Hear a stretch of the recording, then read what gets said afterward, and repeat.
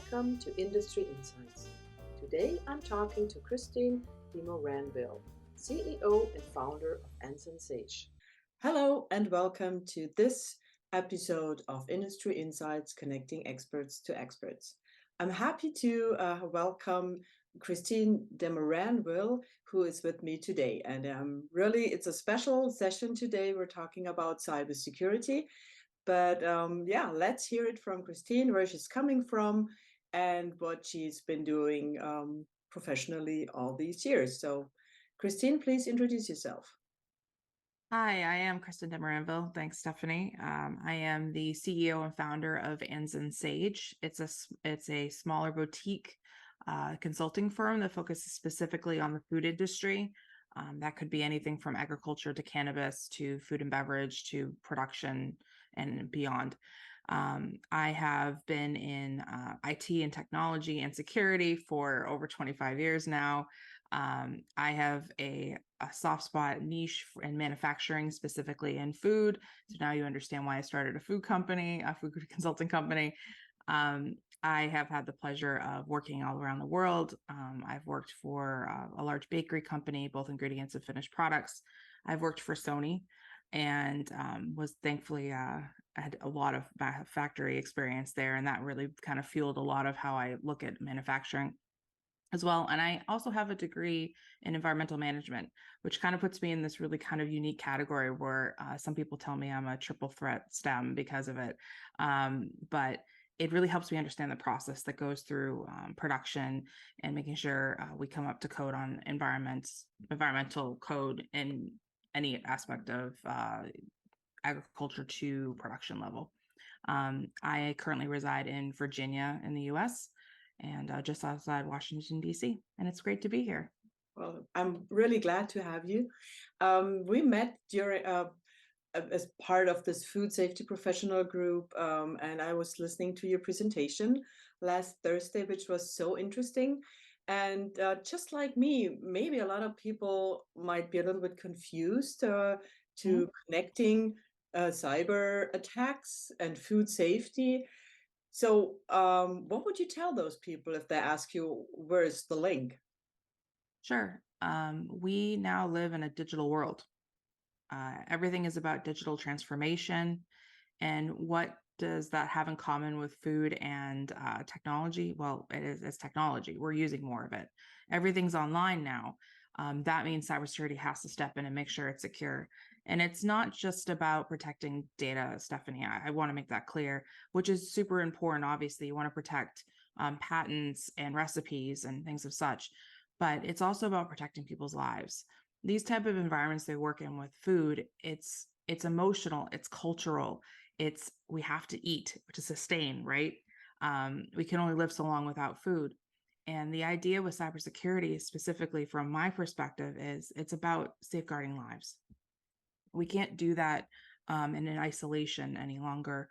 Cybersecurity has to partner with food defense and food safety and all the other professionals in the environment, because there are larger attack vectors now because of all this technology, whether it's IoT devices or it's some type of new networking monitoring tool that's inside of these organizations.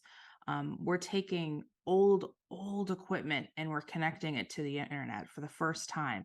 And I don't have a great analogy for that. I'm going to come up with one at some point, but basically it's not right. It's right to put them on the internet. That's fine. But there's not any safeguards on the back end. That machine was never, it doesn't understand the internet. It's like, whoa.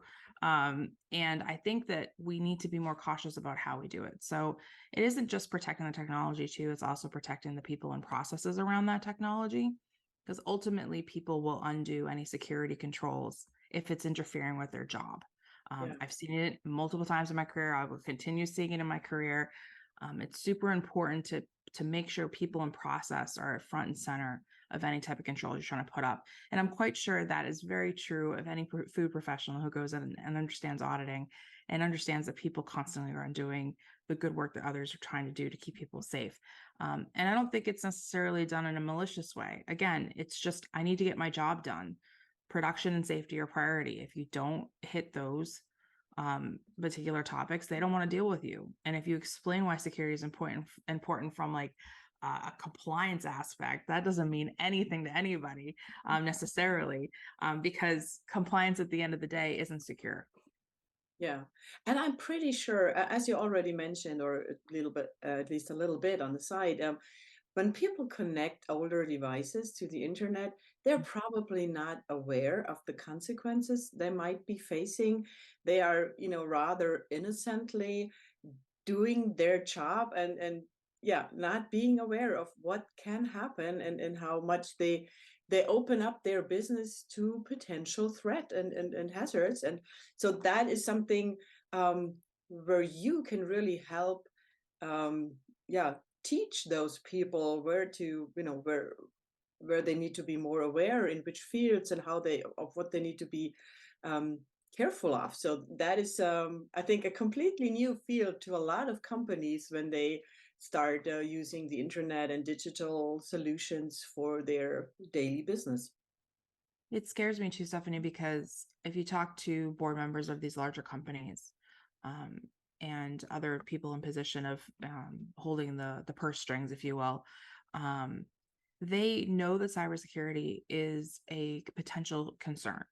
They understand that, but they're willing to take the risk of having to deal with the payout at the end of the attack rather than deal with everything they need to do on the front end. Security, specifically cybersecurity, is a return on investment. You don't want to get a return on that investment. You want to make sure it stays solid.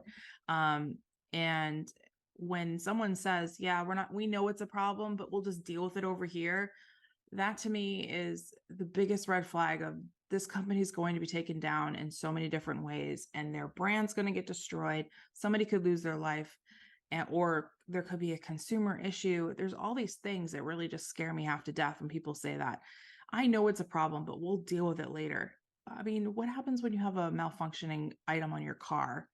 Yeah. Yeah, you got a light on, you kind of let it go, you let it go. And then all of a sudden there's an extra problem and you're like, oh, and then you go deal with it, or you don't, or it causes an accident or something else. It's super frustrating to me that we have all this ability to have alerts, sensors, everything else. And yet people are still like, nah, I'll just deal with it later. It's fine. And I just want to pull my hair out because it's also about recalls of food. Thankfully, the hackers and bad actors are only motivated by financial right now. What happens when they become motivated by, I don't know, really horrible things, wanting to take down an entire country or hurt a city or anything, or attack certain marginalized groups? I mean, that could be what we're looking at moving forward. And people are just like, nah, we'll handle it later. Yeah. And that later is challenging, Christine, because it's not a matter of if, it's a matter of when someone will try to hack your system in your company. And that can, yeah, that is up to a completely new level these days because of all the connectivity that we have currently. So yeah, I absolutely agree. It's a very scary thing. And you would think it's a no-brainer to be alert and to, kind of put that on your task list as a number one priority. Yeah, but so what would you recommend those companies once they have realized how important that is? What would you recommend them? How should they move forward? Is there a certain so-called checklist that they could, follow? Or I mean, yeah, probably you would have to go and check out their IT system and talk to all these people. But then is there something that they can do in preparation of that? What would you Sure. recommend, Christine? I think the biggest thing, and the thing that always kind of is again very startling, is a lot of companies don't know where their crown jewels are, what their most important systems are, their most important people, their most important processes. They might say like, yeah, it's production, or yeah, it's this particular equipment, or yada yada, but they don't actually know. And especially if you're speaking to a higher level, or even that mid management, they still don't know. A really strong asset inventory would need to be taken. And I'm talking about opening doors. I'm talking about kicking over rocks. I'm talking about, letting the skeletons out of the closet. Um, I often say that security is about mitigating shame, because a lot of times you have to admit that you actually are doing something wrong, or had done something wrong, or something wasn't right. And human beings don't respond well to that. Shame makes people do crazy things. So I'm always really, I may sound a little jarring when I speak on these type of interviews, It's not a scare tactic. It's just being being a factual person. But the reality is that you have to go in a manner that's very respectful and understanding of their environment. So when people ask me for like the top 10 things people should do or something to that effect, it varies per place, but asset inventory never varies. That's something that needs to be done immediately. I do not know how to protect what you deem to be the most important and the most vital to your business if I don't know what it is, Right. or if you spring it on me late, if I've already, we've gone through the whole process. The other thing too, and something that I really love that's very effective, is doing like a fire drill or a contamination drill, but a cybersecurity drill. And I'm not talking about just those, phishing email campaign things where they try to trick you. Actually sitting a bunch of people in the room that do not normally work together, and having a roundtable type exercise, walking them through what a cybersecurity scenario would look like in their environment, specific to their environment, and how they would respond and how they would react to it and what their opinion is. Getting people in that kind of team, almost gamifying mode, gets their mind right to, okay, I have to start paying attention to things differently. And you come up with these really great action items that they can take, move forward, and pass it to their team. And then you kind of keep doing it. Those are amazing. Those, whatever you want to call them, workshop, roundtables, exercises, they're amazing. And I think if you paired it with a food simulation of a contamination coming in, I think that would really kind of click on for people. And I don't want it to just be like the operators or the food technologists or any of them. I want it to be like the HR assistant, the security guard, the IT help desk. I want them to come in and give their opinion on how to deal with it. Yeah, I mean, and it's amazing, bringing different people together that usually don't work with each other, probably usually never seen each other or said hello to each other, not engaged in any ways, and then bring them all together, sit them on one table, and have them figure out how to deal with a threat. That Mhm. is great because you have so many new views to the subject, and that helps a ton within a company to, yeah, look at certain things also with fresh eyes, because they know that people know, like people from IT ought to know their IT stuff. Same for people from quality, they know their quality stuff or supply chain. But if you bring them all in one room and have them figure out a solution to a threat together, that might open up a completely new dimension and solution. That is amazing. Yeah, that's a great suggestion from your And side. it really changes the culture too, Stephanie. Like people get vested into this. They start to understand each aspect of an organization actually has a different slice of the organization. IT actually as a whole understands what's going on with the organization better than most. Same with HR, obviously, for obvious reasons. But having them actually say that perspective, like you said, is so valuable. And once that happens, that you start creating this, I don't know, safety, security culture. I haven't figured out the right wording. If anybody knows, just let me know. But I really want to create this like holistic safety culture that encompasses all things. I want it to become as fluid as fire safety culture. Everybody knows a version of stop, drop, and roll. It changes per country, but we all understand that's what you do when you're in a fire, if you are on fire. Well, what happens when you're in a cyber attack, or what happens if there is a contamination? Are there like little steps that you can keep in your mind and repeat? I would like to see that get to the point where that's something that's taught in schools at some point. Yeah, and it could also, or as we just mentioned, it is part, and not could become, but it actually is part of food safety culture. As Mhm. you said, learning from your mistakes, admitting your mistakes, and not being afraid to do them, and thrive from your mistakes. That is priceless, and Yes. allowing that within your company and giving the people the safe feeling that they can admit about what they might have done wrong, and then but then together find a solution. And I'm pretty sure that helps for the whole future of the company, because once people get to know each other and they know, well, this is not the typical IT nerd that I just don't want to talk to because I won't get an answer, or that is the typical supply chain nerd, or I don't know, or HR nerd that is kind of scary as well, because Mm. my profession is kind of in his hands. That might change things and might come up with new bonds and relationships within a company that are very beneficial. Absolutely. Also, what I think companies are often not aware of is how bad they can be affected by a cyber attack. I mean, I just recently met someone and I talked to this guy who's a head of quality, and he had to go through a cyber attack within his company. They are in the deep frozen area, and he told me that what he was not even able to enter the building. I mean, imagine your card doesn't work, the door won't open, and this is, I mean, already scary as it is, but then the computers won't start. You cannot unlock doors. You cannot do literally anything. You cannot pack stuff. The temperature control is challenging. So all these things, and it goes down from the top to the bottom, and it affects all the departments that are part of a company. Absolutely. And I think people think that hacking or breaking into a company is this complex spider web of matrixy kind of sci-fi. It's not. It's actually very simple.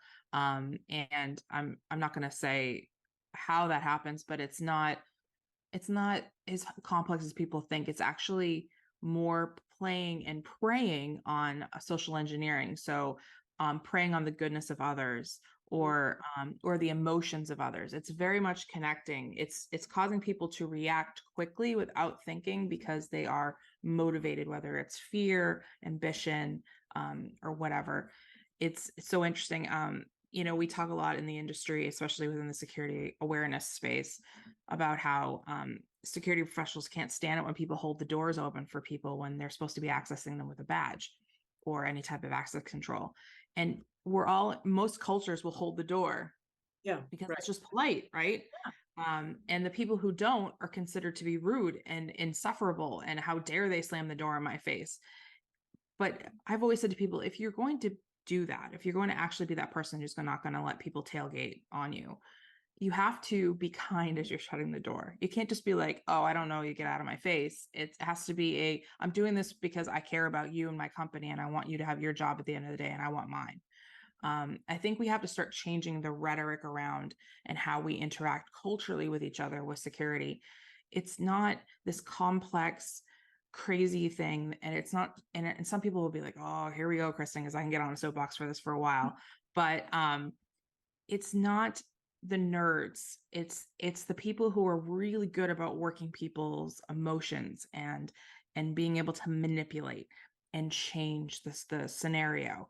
That's the people you got to be more concerned about. And even within the computer systems, they literally just lurk and wait for the easiest way to do it. They don't want to spend forever hacking and Yeah, right. knocking on doors. They want to find the easiest way in that's going to give them the biggest amount of money, and then they want to get out. Yeah. And this is why these hacker gangs have become like these huge corporate environments, because they need a whole staff behind them to do this.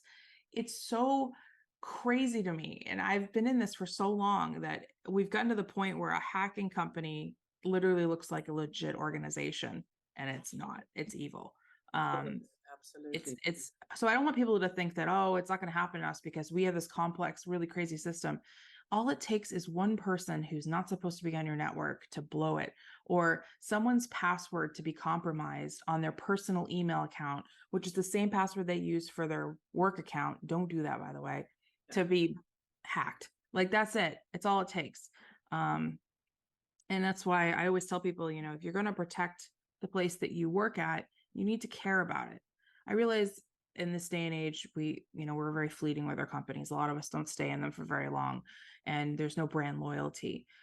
And I don't think it's necessarily about brand loyalty. It's about making sure you have a job at the end of the day, making sure that your colleagues have a job at the end of the day. Everybody wants to go and put food on the table, keep a roof over their head. It's the same concept. We're all working towards the same things. Yeah. I just don't understand why all of a sudden it becomes almost a selfish thing of, well, I'm not going to do that. What does it matter? Well, no, it's about community. And this is where we have the issue. Right. But let's also not forget people from the inside that are Mhm. frustrated. They got ignored for the next promotion. And those people are just vulnerable if some hacker approaches them and, just, being the new friend that shows empathy. And then, there are so many, I'm not giving examples Yeah, here. I think about Willy Wonka. I think about Willy Wonka a lot, Stephanie, with that, because if somebody offered you enough money to go get the everlasting gobstopper, you'd probably do it. Yeah, I think a lot of times it's the insider threats that are the worst. It's third party breaches and insider threats, in my opinion, that cause the most damage because those people know what the worst ways to hurt the company would be.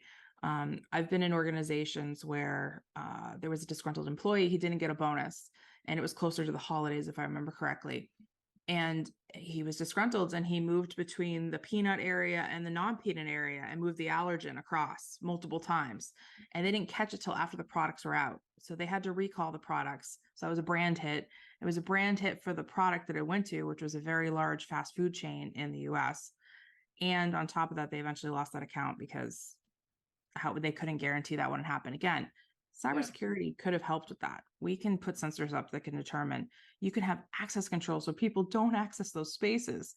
Those kind of things could have been in place, but instead of doing the due diligence up front to prevent something like that, you created an insider attack. And a lot of people are like, oh, well, it's not cybersecurity, it's physical security. It's physical security too, but ultimately the access control would have been cyber. So you Mm. kind of have these blurred lines a little bit. Right, right. So we have insiders, we have outsiders, we have third parties that might be allowing for leaking there. So there's lots for companies these days to be aware of. So I best recommend them for them to get a hold of you or someone from your field of expertise, and really make sure that at least the outside attacks are taken care of as much and as best as possible. On the inside, you'd have to work on a different level, you Mhm. know, and that's on, like the company culture and having your employees be satisfied and happy, which will not always be the case because you can't do that all the time, but that is a different thing. But again, get someone on board from the outside to consult with you, figure out the possible leakage points, and just make sure your company is protected the best way possible. Get help and not take this lighthearted, but take it as serious as it is and as it can be. And in the end, it can destroy your company, your brand, and put your company out of business. Yeah, it makes people sick too. I mean, heaven forbid, but let's be Yes, real. We're dealing with course, of food. course. I was just being on the company side, but yes, of course, it Oh, could yeah. not just make them sick. It could just as well kill them. Yes. And Specifically, when we come back to the peanut thing before, that's a very scary. dangerous allergy, and yeah, scary and dangerous allergy topic. So yeah, of course, you're absolutely right there, Christine. So wow, we've learned a lot from this interview, and I'm so glad that you took the time and shared your knowledge with us. And well, also your presentation's been just great, and I learned so much there as well. And thank you again for being here today and yeah, giving us the time and talk about this topic of yours. Thank you so much, Christine. Thank you. Have a great day. This has been today's episode of Industry Insights with my guest, Kristin Demoranville. Thank you for your attention and see you again soon. Bye.